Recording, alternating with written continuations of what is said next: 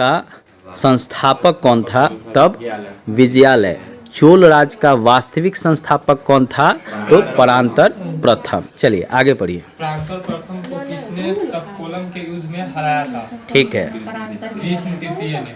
कृष्ण तृतीय ने। ठीक है, आगे पढ़िए। राजराज प्रथम को कौन सी मंदिर की स्थापना किया जो शिव के संबंधित था? राजराजेश्वर मंदिर, जिसे बृहदेश्वर मंदिर भी कहा है। हाँ, राजराजेश्वर मंदिर, जिसे बृहदेश्वर मंदिर भी कहा जाता है। चलिए आगे पढ़िए।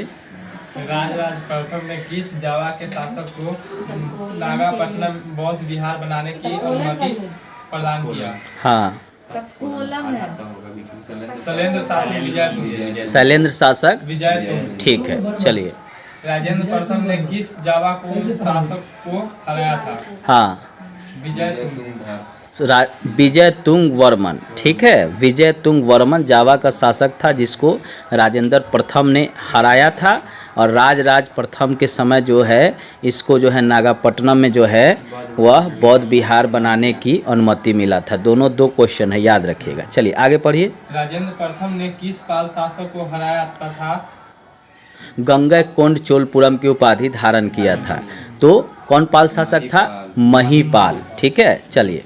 किस चोल शासक के समय श्रीलंका के शासक विजय बाहु ने स्वतंत्रता की घोषणा की? हाँ,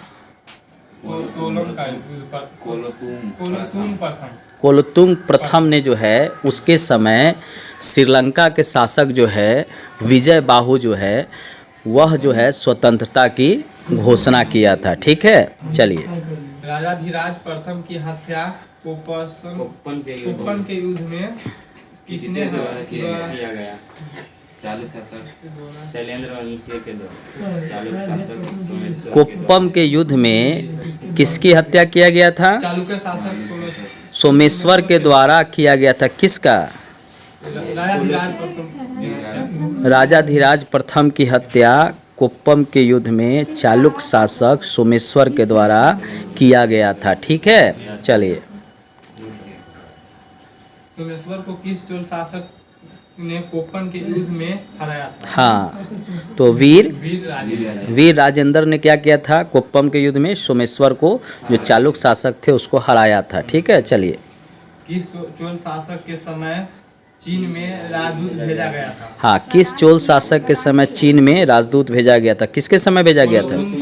कोलोतुंग प्रथम के। देखो, कोलोतुंग प्रथम और कोलोतुंग द्वितीय दूगो है, तो एगो के समय में चीन में राजदूत भेजा जाता है कोलोतुंग प्रथम के समय में, और इसी के समय में क्या करता है श्रीलंका का शासक विजय बाहु जो है स्वतंत्रता की घोषणा करता है। और इसके बाद जो कोलोतुंग द्वितीय बनता है उसके समय में गोविंद राज की मूर्ति को उठाकर, जिसको विष्णु का कहा जाता है, उसको समुद्र में फेंकवा दिया जाता है।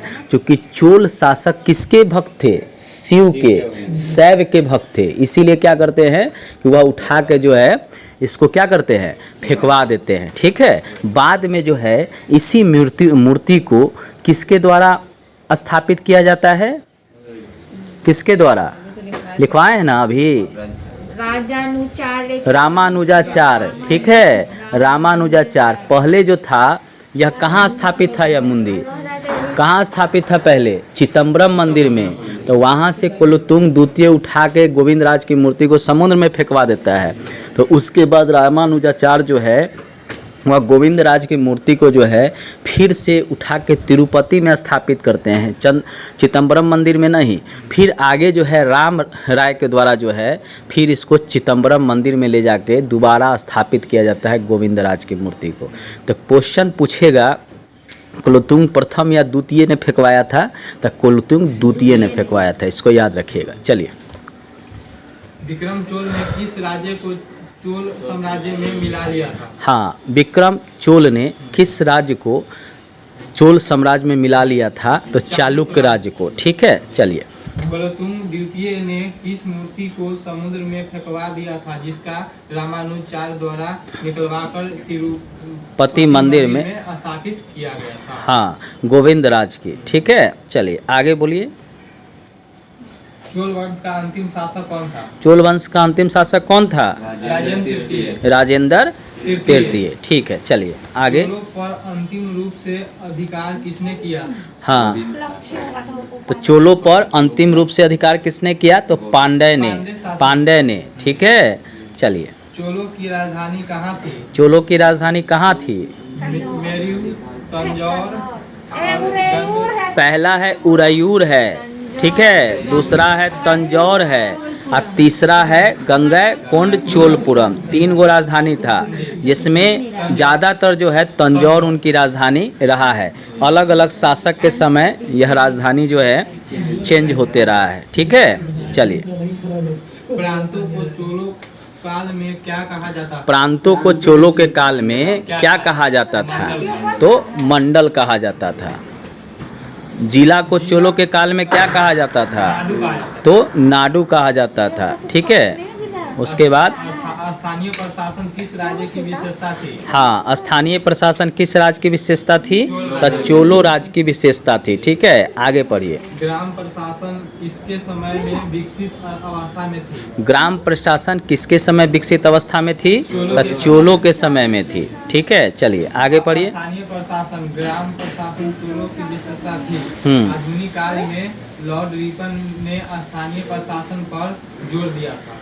देखिए, रुक जाइए। देखिए, अगर पूछे कि प्राचीन काल में या मध्यकाल में स्थानीय प्रशासन किसके समय विकसित अवस्था में था? तो चोलों के समय।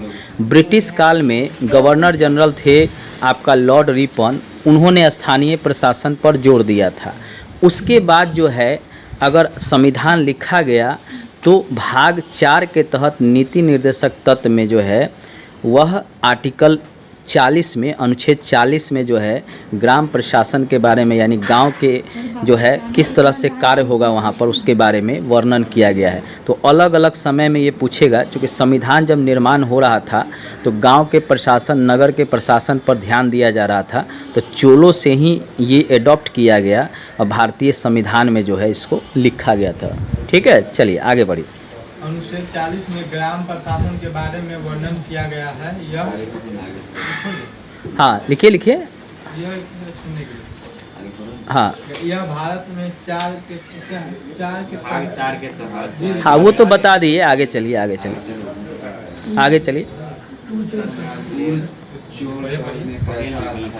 पढ़िए, आगे पढ़िए।